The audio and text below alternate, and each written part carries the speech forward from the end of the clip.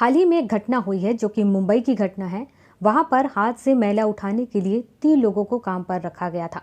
वो 3 मजदूरों को सेफ्टी टैंक में उतारा जाता है, जहां पर जहरीले धुएं के कारण दम घुट जाता है और उनकी मृत्यु हो जाती है। भले ही भारत में हाथ से मैला उठाने पर प्रतिबंध है, लेकिन यह प्रथा अभी भी देश के कई हिस्सों में प्रचलित है। हाथ से मैला उठाने की प्रथा को इंग्लिश में मैनुअल स्क्वेंजिंग भी कहते हैं। तो चलिए जानते हैं कि आखिर हाथ से मैला उठाना या मैनुअल स्क्वेंजिंग क्या है।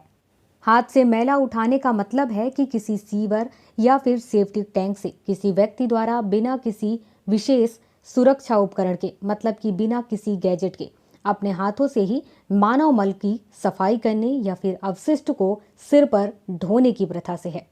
भारत में हाथ से मैला उठाने वाले कर्मियों के नियोजन का प्रतिषेध और उनका पुनर्वास अधिनियम 2013 के अंतर्गत इस प्रथा पर प्रतिबंध लागू है।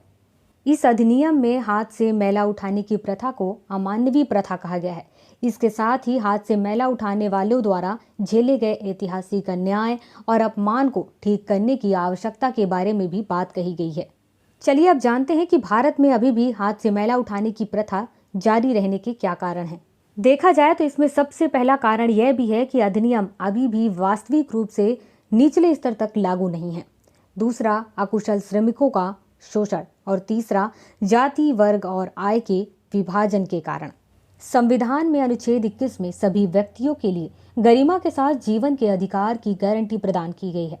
यह अधिकार नागरिकों और गैर नागरिकों दोनों के लिए उपलब्ध है। इसलिए हाथ से मैला उठाने पर जो प्रतिबंध लगाए गए हैं उन्हें वास्तविक रूप में लागू किया जाना चाहिए। इस संबंध में कुछ अन्य कदम भी उठाए गए हैं। सबसे पहला है सफाई मित्र सुरक्षा चुनौती। इसे आवासन एवं शहरी कार्य मंत्रालय द्वारा 2020 में विश्व शौचालय दिवस पर लॉन्च किया गया था। दूसरा है स्वच्छता अभियान ऐप। इस ऐप को अस्वच्छ शौचालयों और हाथ से मैला उठाने वालों के डेटा को चिन्हित करने और जियो टैग करने के लिए विकसित किया गया है। इसका उद्देश्य अस्वच्छ शौचालयों को स्वच्छ शौचालय में परिवर्तित करना और हाथ से मैला उठाने वाले सभी कर्मियों को जीवन की गरिमा प्रदान करने के लिए उनके पुनर्वास में सहायता करना है। इसके बाद सुप्रीम कोर्ट का फैसला भी है।